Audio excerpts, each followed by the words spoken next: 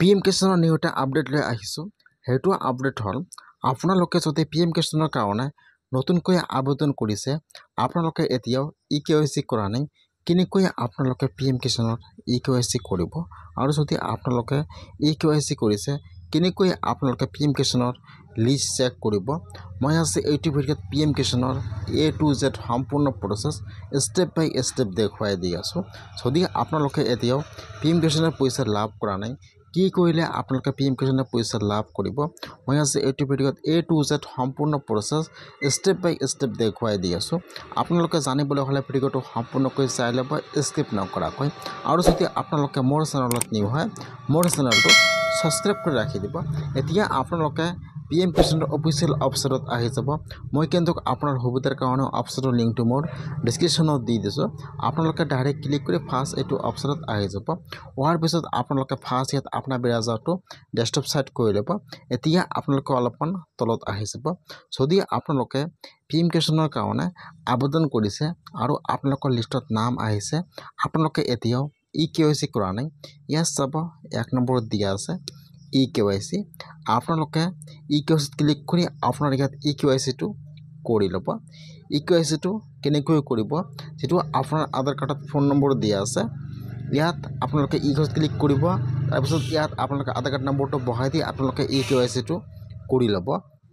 2 নম্বৰত চাব দিয়া আছে নিউ ফাৰ্মাৰ ৰেজিষ্ট্ৰেশ্যন। যদি আপোনালোকে এতিয়া PM কিষাণৰ কাৰণে আবেদন কৰা নাই, আপোনালোকে এইটোত ক্লিক কৰি আপোনালোকে PM কিষাণৰ কাৰণে নতুনকৈ আবেদন কৰিব পাৰিব।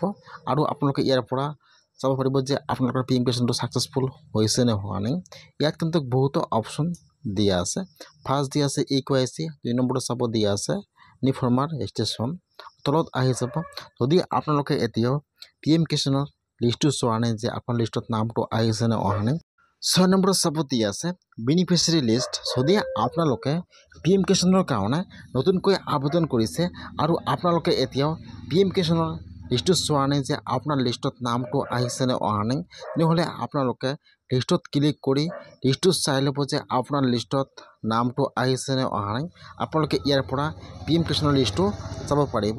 আৰু ইয়াত চাব 5 নম্বৰত দিয়া আছে নো ইয়ৰ ষ্টেটাছ। যদি আপোনালোকে PM কিষাণৰ পইচা পোৱা নাই, ইয়াত চাব দিয়া আছে নো ইয়ৰ ষ্টেটাছ।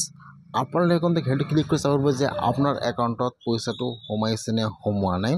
আৰু যদি আপোনালোকৰ নাম ভুল হৈ আছে, আপোনালোকে আপোনাৰ নামটো কাৰেকশ্যন কৰিব বিচাৰে, তেনেহ'লে ইয়াত চাব দিয়া আছে নেম কাৰেকশ্যন এজ পাৰ আধাৰ।